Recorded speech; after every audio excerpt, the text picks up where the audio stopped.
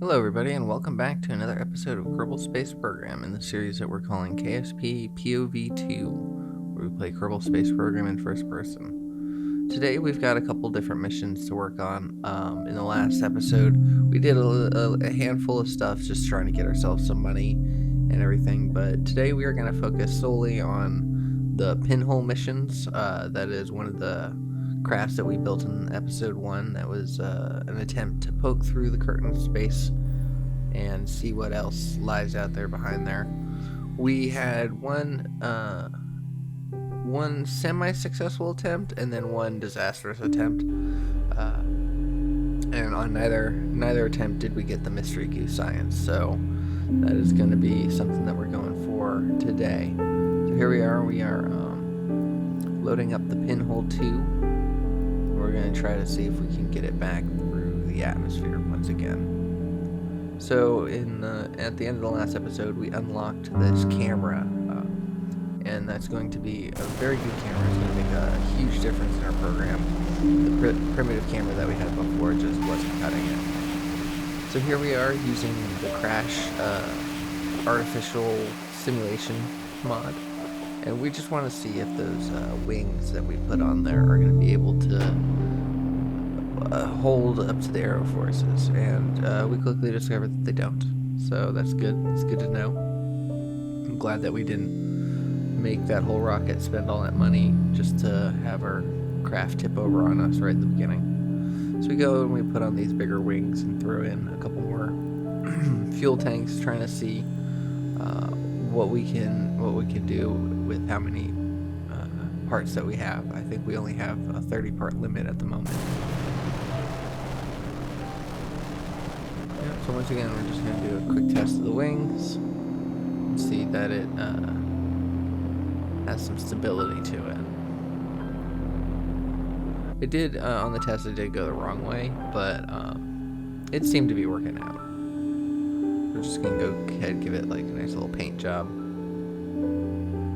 and send it off. Okay, so here we are. We're getting our screens ready. Once again, back in the probe control room, pre-control. In the last couple Kerbal series, I've just had the mods listed in the description below. Just made the description a big old mess of mods. But in the last episode, I did in the last episode, but I didn't mention it, so I'll mention it in this episode. The mods lists are now in a Google document, and the link is in the description below. So if you want to check out any of the mods that we have, go ahead and go to the description, follow that link. It'll take you to a Google document, and that will have not only the mods that we use, but a list to their website where you can read more about them. But as with any mods, you will do it at your own risk. You need to save and back up any progress you have in the game, and neither myself nor the mod authors are responsible if things go wrong. So just keep that in mind. But if you know what you're doing and you want to make your game a little more like mine, we now have a much handier mod list. There's now a link, so that's good.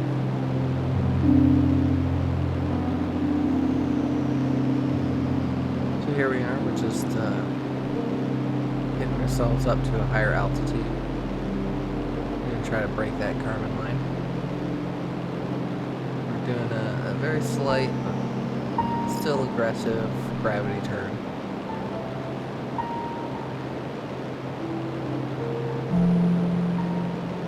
Our apoapsis is now just crossed the atmosphere layer, so now we will be reaching space as long as we don't lose any altitude before we get there. Well, we got plenty of fuel, so I have a feeling this one will work out.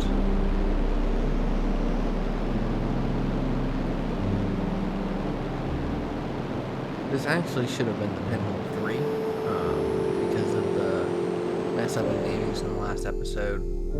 This is actually the third iteration of the Pinhole. But it doesn't matter.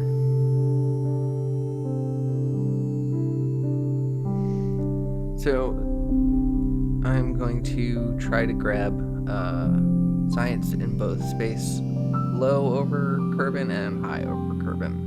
So I'm going to be paying attention to the time to the apoapsis, because I want to make sure that I hit our science experiments right at the peak.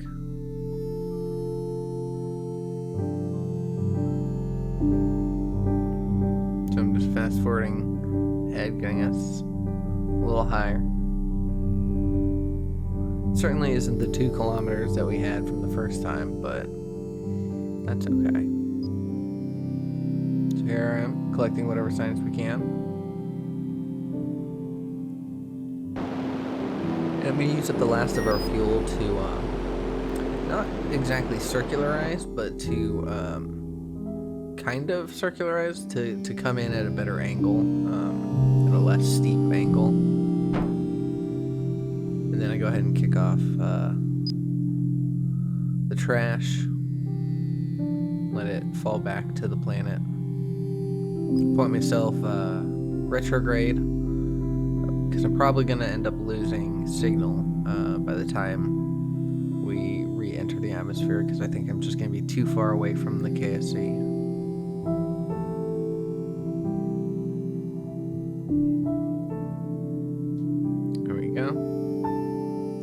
Seeing, because for some reason one of my tests wasn't on the action group, the thermometer scan, I believe it was.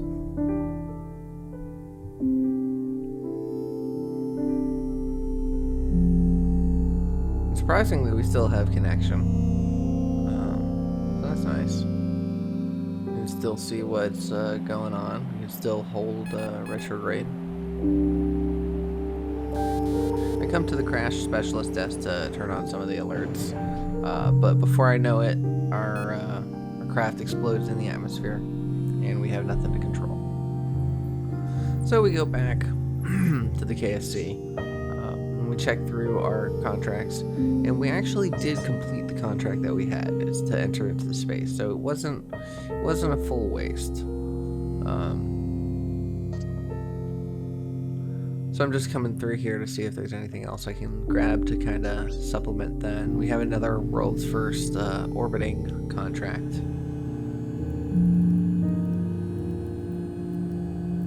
So come back here and we're going to put in an orbital engine, which is the Terrier. And because we have so many parts, we're going to actually get rid of the science experiments that we had, and in lieu of more energy and more fuel.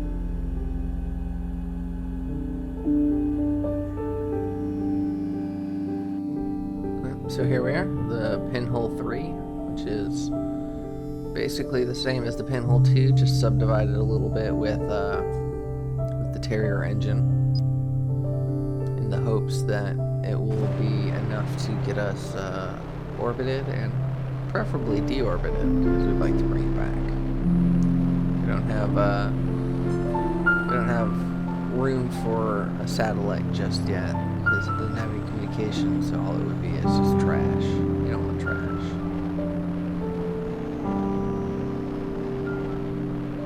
Just tip it over nice and gently.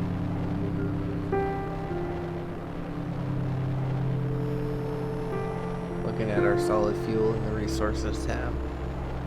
Burns out very quickly, so it's nice to keep an eye on. And I accidentally pressed one of the buttons that brought up the KSpedia.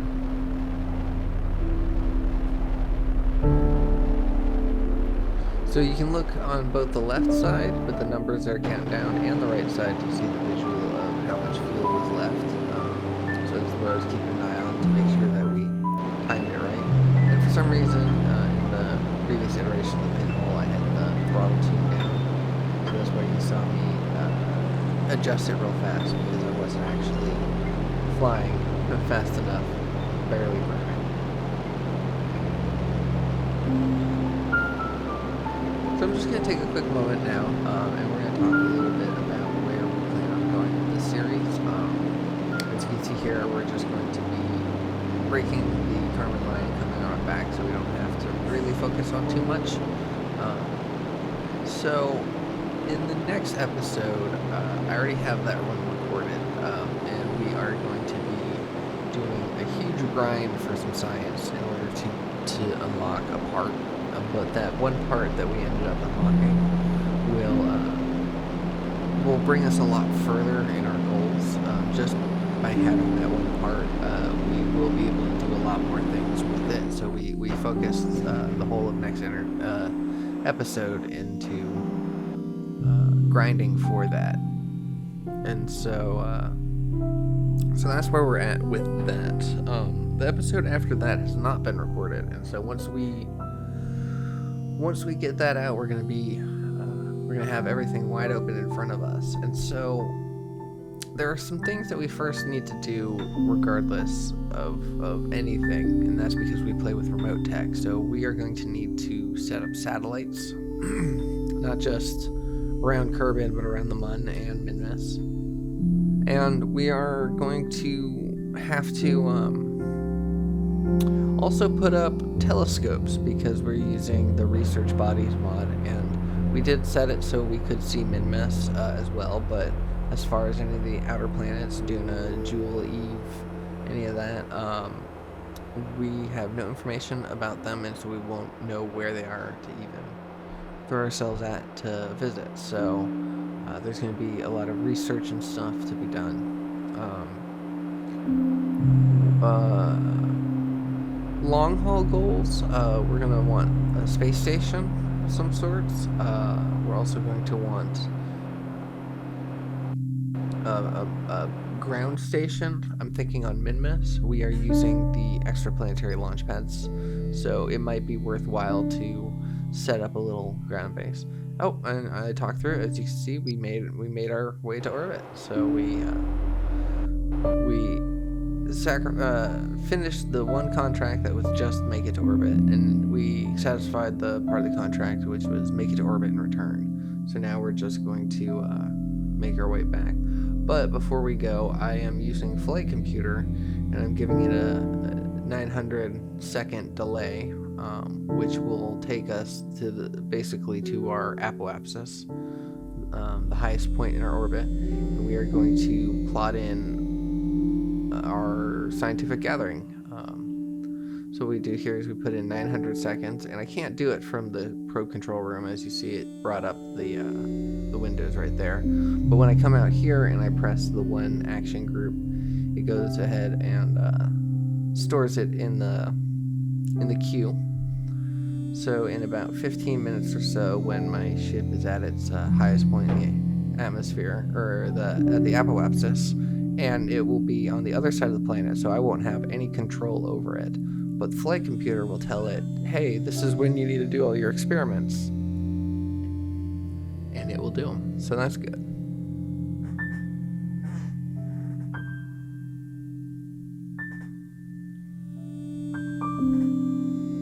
I didn't have my timing set perfectly. It was going to be slightly after the apoapsis, so I decided to just readjust it. It's not going to matter. I'm going to be in space high that whole time. So I could do it at any point in there, but why not try to be precise? So yeah, Flight Computer is a great tool here, especially when dealing with probes. But anyways, speaking of probes, that's going to be another thing, is we're going to try to do as many crewed missions as possible. I actually prefer doing the having the perspective of the astronaut themselves as opposed to the mission control ground station people. I do love this room and all these controls and screens, but I feel like the capsules is where the true meat and potatoes of the series are, through the eyes of the Kerbal. So yeah, so we're gonna focus a lot more. Oh, there you go. We did the science. So we're gonna focus a lot more on the internal views of the Kerbals as opposed to probes, if we can. I feel that's just gonna be a little bit more interesting. So even when we have small missions that will require satellites and stuff, we're gonna, if we can, we'll try to lean towards bringing a Kerbal along with us to execute the mission. So now, so that's just a little bit of a roadmap of where we're gonna go with the series. Kind of the same as we went with in the last series, but that's primarily just because remote tech, you have to do certain things no matter where you are. Okay, so we are coming back into the atmosphere. As you can see here by the nav ball, I'm not pointed retrograde, but my craft is slowly tipping that way. So hopefully we're pointed the right way by the time the atmosphere hits, and it will just kind of hold us there, but you never know. I don't have any control over this. We are too far away. We have no connection. And I knew that was going to happen, which is why I wanted to not only do my experiments, but I also armed my parachute and activated my radiators at the same time back then when we had communications. So everything is out of my hands now. It's whether we make it or whether we fail, there's nothing I can do to influence it. Not anymore.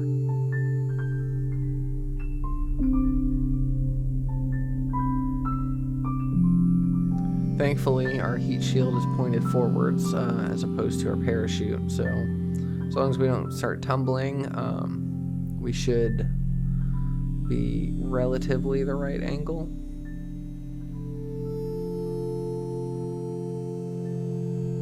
Yeah, the heat's already starting to form.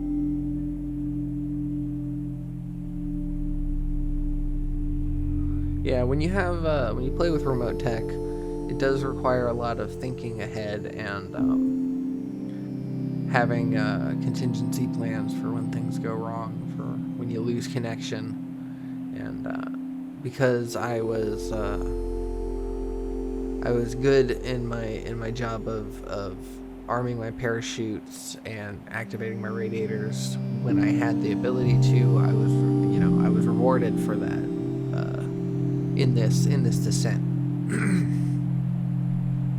Remote tech really challenges you to play correctly, and when you do play correctly, it's very gratifying. So I don't know what just happened there in the top right in the vessel viewer, why my craft decided to spin around.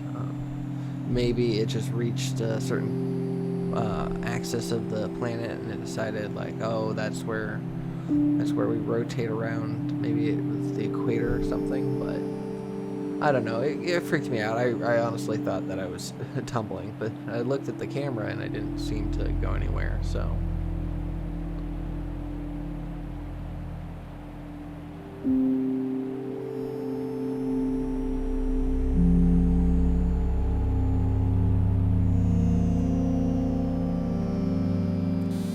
Once again, coming to the crash desk, turning on some alerts.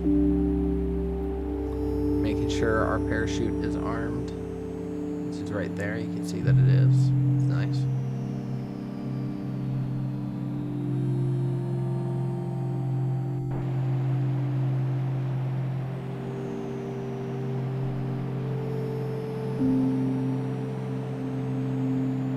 So yeah, there's not really anything else to do but to watch it come down and hope.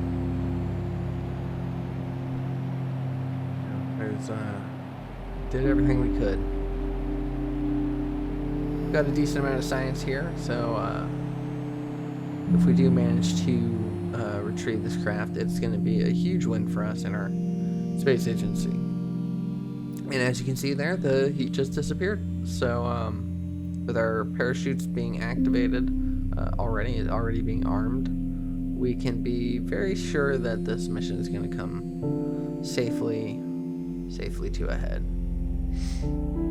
Although I did rate the parachute to pop open at 1,000 feet and at 500 feet, which is a little harrowing. It's a little tight of a landing. I only just make it down to -6 meters per second, about 50 meters above the ground. So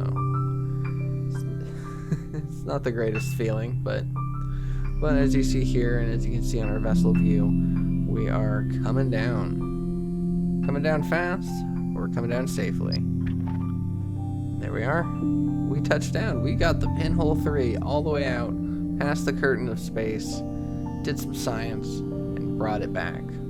And you can't ask for anything more than that. That is a mission complete. And I'm very happy about that.